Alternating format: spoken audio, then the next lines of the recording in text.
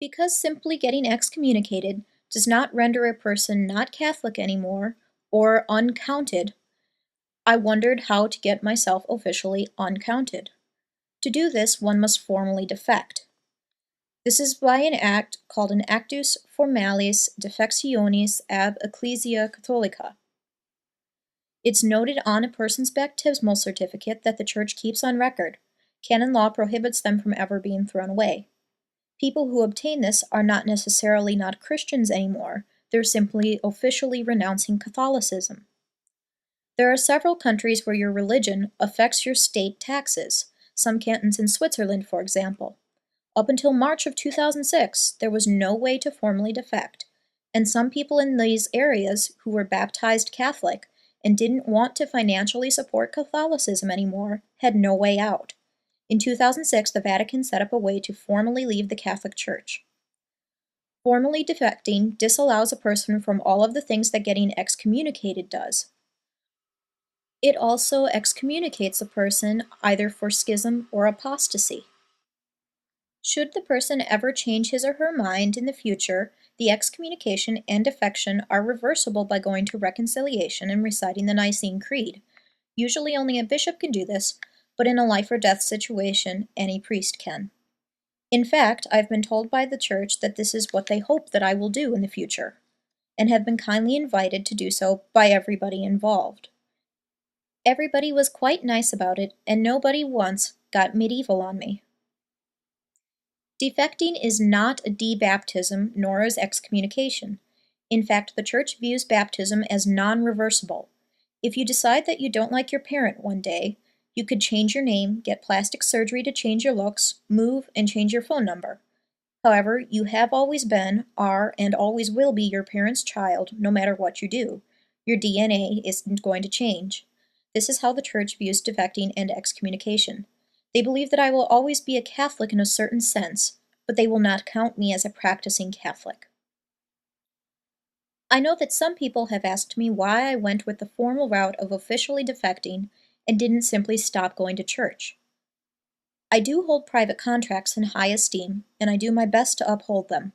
The Church believes that my baptism contractually obliges me to uphold canon law. I disagree, as I was under 3 months old at the time of my baptism and was unable to give informed consent. However, I was confirmed as a senior in high school at age 17. This is past the age of consent as the Church views it.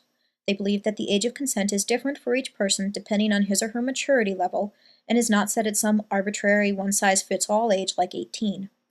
I do believe that at the time I was confirmed, I was able to understand what I was consenting to, and consented to do it out of my own free will. I do believe that I am obligated to fulfill that contract, regardless of whether it's legally binding in the U.S. or not. I do my best to keep my word regardless of whether it legally matters. I believe that for a contract to be binding, not necessarily legally so, but ethically, there must be at least 2 parties who give informed consent involved. I no longer believe that the other party in the contract, God, exists.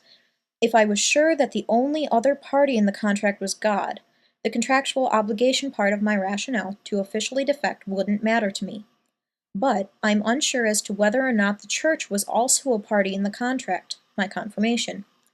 Because the Church is made up of real people that I know exist, if they are part of that contract, I do feel an obligation to either uphold my end of that contract, obey canon law, or officially terminate that contract with their consent being the bishop signing my defection. I also wanted to obtain an official defection because the Church uses baptismal records to do a head count of its followers. They do not count how many people actually have their butts in the pews every week, or how many people hold Catholic beliefs. They just count baptismal records. The numbers are quite inflated as a result. Anybody who has ever been baptized Catholic gets counted. Anybody who was baptized Catholic, left, died, had a non-Catholic funeral, and whose family did not inform the parish where the person was baptized of his or her death, are still counted as Catholic, even though they are dead and weren't even practicing Catholics while alive. Most former Catholics aren't aware that they are still counted, and even fewer are aware that there is a way to change it. Simply getting excommunicated won't get you uncounted. I felt that it would be dishonest for me to know that the Church still counts me as a Catholic and reports these numbers, when I know I could make those numbers more honest, even if it is just by one person. I also wanted the numbers to more accurately reflect how many people actually are Catholic. To defect, you must have been baptized Catholic at some point in your life. The person that you'll want to communicate with is the bishop of the diocese of the parish where you were baptized. Occasionally, another bishop will take over, for instance, the bishop of the diocese where you currently reside. The Church requires that communication be done in writing. A formal act of defection includes 3 parts. 1. An internal act of will. You must want to defect of your own free will. You cannot be under duress from a parent, a spouse, a friend, or society. 2. An external manifestation of that act.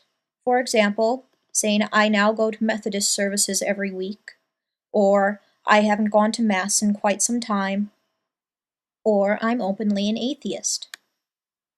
3. Communication of that fact in writing to your local bishop. You must be aware that this involves a separation from the Church.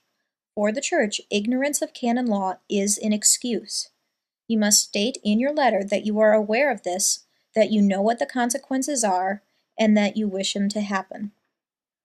Occasionally, a meeting will be requested with you. This is just to make sure that you are indeed defecting of your own free will. You can decline this meeting if you would like. I've never heard of a case where declining this meeting prevented somebody from formally defecting. In your letter, also ask for confirmation of your defection. The Church keeps baptismal records of everybody that has ever been baptized at the parish where they were baptized. You're welcome to go to the parish anytime and ask to see your own baptismal records. You're not allowed to look at other people's baptismal records, just as you're not allowed to look at other people's medical records. Once you formally defect, it should be noted as such on your baptismal certificate. I hope this clears up a few things. If you have any questions, feel free to ask.